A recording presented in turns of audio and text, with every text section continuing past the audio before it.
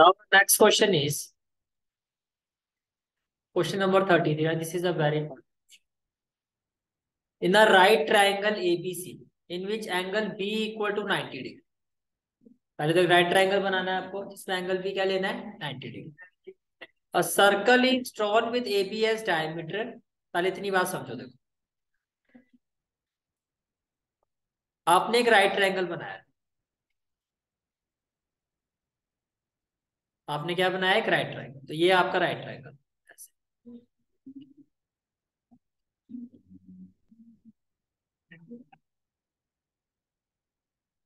तो जो first part है आपका, this is the right triangle, जो मैं रेड कलर में शो कर रहा हूँ. पहला बार स्टेप समझ में आ गया. आपने राइट ट्रायंगल बनाया जिसका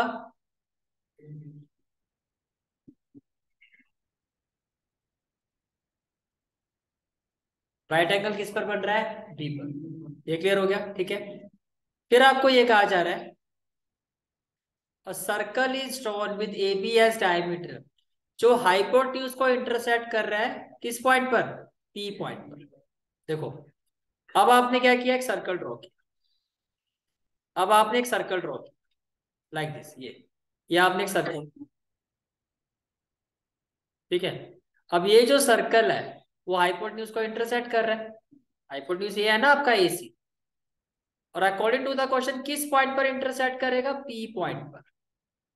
सर्कल भी बना दिया, ये वाला पार्ट भी हो गया क्लियर, ठीक है. फिर आगे चलते हैं. फिर आपको क्वेश्चन में क्या कहा गया है, prove that tangent to the circle at P. कि सर्कल पे जो टेंजेंट होगी किस पॉइंट पर, P पॉइंट पर, वो BC को बाइसेक्ट करेगा. अब इधर देखो, टेंजेंट एट P, तो आपने टेंजेंट बना दी. ये इस BC को बाइसेक्ट करेगा. तो बेसिकली आपको प्रूव करना है कि जो BQ है आपका वो QC के इक्वल होना चाहिए. फिगर समझ में है, क्वेश्चन टू क्वेश्चन कैसे बनेगी. प्रूफ क्या करना है कि ये जो PQ है आपका, ये जो PQ है आपका, इट विल बाइसेक्ट BC. तो बेसिकली मुझे प्रूफ करना है BQ equal to QC. Yes और नो. इसको प्रूव करने के लिए आप कंस्ट्रक्शन करोगे. क्या कंस्ट्रक्शन किया आपने, कि आपने B को P से ज्वाइन कर दिया ऐसे.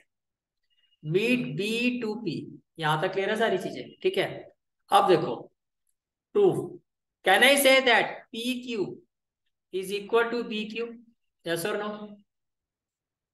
Tangent drawn from same external point are equal. भैया ये एक एक्सटर्नल पॉइंट है, यहां से अगर मैं टेंजेंट ड्रॉ करता हूं तो वो क्या होगी, इक्वल होगी, ठीक है. चलो जी, ये भी क्लियर हो गया. इसके बाद can I say that angle APB equal to 90 degree. देखो भाई, ये एक सेमी सर्कल है ना ये, तो angle in a semi circle क्या होता है, 90 डिग्री. अब देखो, अगर ये 90 है तो ये भी तो 90 होना चाहिए, होगा. तो कैन आई से दैट कि ये जो आपका एंगल है, दिस वन, एंगल APB. देखो मैंने यहां लिखा है एंगल APB. और ये एंगल कौन सा हो जाएगा, BPC. अब ये होगा 180 डिग्री बाय लीनियर पेयर. तो आप इसको ऐसे समझो. तो आपने कहा कि भैया एंगल APB जो है वो 90 डिग्री होगा, एंगल इन सेमी सर्कल. और APB प्लस BPC ये 180 डिग्री होगा. तो जिससे आपका BPC है ये भी 90 आ गया. ये कितना आ गया आपका, 90. ये क्लियर हो गया. अब जिसको आप BPC कह रहे हो, अब इधर देखो फिगर BPC. तो ये आपका जो BPC है, BPC, can I say that ये जो रेड वाला जो पार्ट है ये पूरा BPC है. इसमें दो एंगल हैं आपके. एक आपका ये वाला एंगल हो गया जिसको आप कहोगे BPQ. इसमें और दूसरा एंगल क्या हो गया, CPQ. तो क्या है, मैं BPC को ले सकता हूँ BPQ प्लस CPQ, ये 90 डिग्री होगा. बोलो भाई, क्लियर आता सारी चीजें, ठीक है. इसके बाद देखो, in triangle PBC, in triangle PBC, ये देखो ये PBC. ये can I say that angle PBC ये वाला angle. Can I say that angle PCB, this one. And can I say that angle BPC, PPC, this one. ये 180 होगा. Reason angle sum property. ये clear है आपको? ठीक है। अब देखो, अभी आपने फाइंड किया था कि जो बीपीसी है ये आपका कितना था? 90। अभी फाइंड किया था ना हमने, ये वाला जो एंगल है हमारा पूरा 90 है। तो अगर मैं इसको 90 करता हूं तो 180 माइनस 90 करोगे तो क्या आएगा? 90। तो फाइनली आपके पास आ गया कि पीपीसी प्लस पीसीबी ये 90 के इसके इक्वल है, 90 के। यहां तक क्लियर हो गया? ठीक है। Now can I say that angle PBC this one is equal to angle PBQ? बात तो सेम ही है भैया, पीबीसी आपका यही वाला एंगल है, और जब आप कहते हो पीबीक्यू तो पीबीक्यू तो यही वाला एंगल हुआ आपका।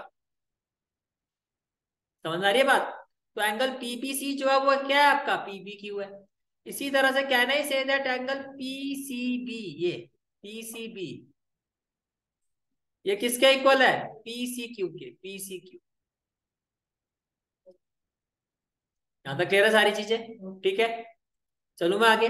अब देखो, in triangle PBQ, this is the triangle PBQ, in triangle PBQ can I say that angle जो आपका पी क्यू है वो पी क्यू के side P Q is equal to B Q, yes और नो?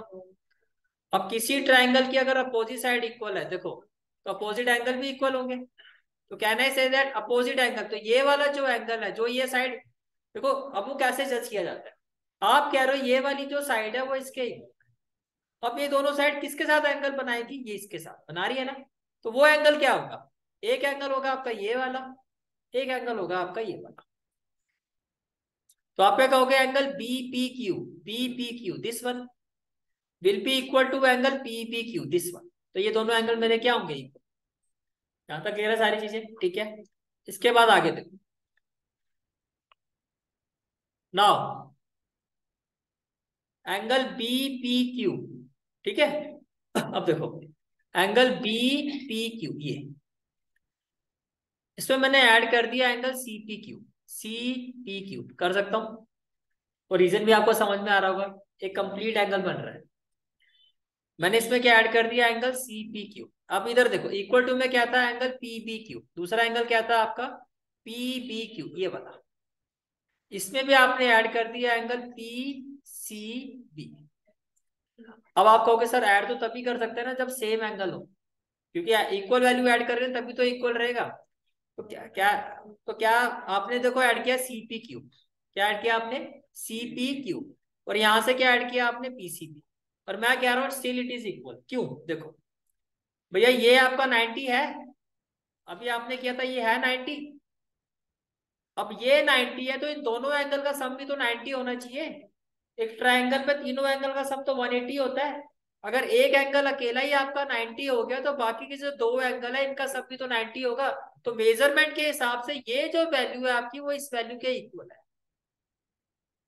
ये भी 90 बन रहा है, वो भी 90 बन रहा है। समझ में आ रहा है यहां तक? ठीक है। अब देखो इधर, बीपी क्यू, देखो बीपी क्यू ये किसके इक्वल है आपका? पीपी क्यू के इक्वल है। अभी तो कहा था आपने कि ये वाला जो एंगल है वो इस एंगल के इक्वल है। तो क्या मैं पीपी क्यू को इससे रिप्लेस कर सकता हूँ? पीपी क्यू से बिल्कुल कर सकता हूँ। ये क्लियर हो गया? ठीक है। इधर देखो, ये हो गया पीपीसी और प्लस में क्या हो गया? पीसीबी। आगे देखो, अब आप ये समझो कि PP Q plus CP Q, जो आपका पीपीसी है, जो आपका पीपीसी है वो किसके इक्वल है? वो पीपी क्यू के इक्वल है। ये रहा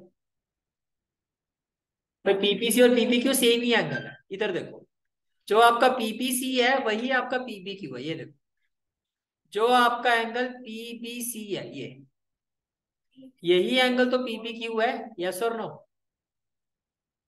है? तो क्या मैं इसको ऐसे लिख सकता हूँ? तो क्या हम इसको ऐसे ले सकते हैं कि एंगल पीबी क्यू, ये जो आपने लिखा था पीबी क्यू, तो जो आपका पीबीसी है यही आपका क्या है? पीबी क्यू है। ये समझ में आ गया? तो आपने इसको भी क्या लिखा? PB Q plus PCB. ये क्लियर हो गया यहाँ तक? ठीक है। पीपी क्यू से पीपी क्यू कैंसिल हो गया। आपके पास आ गया CP Q is equal to PCB.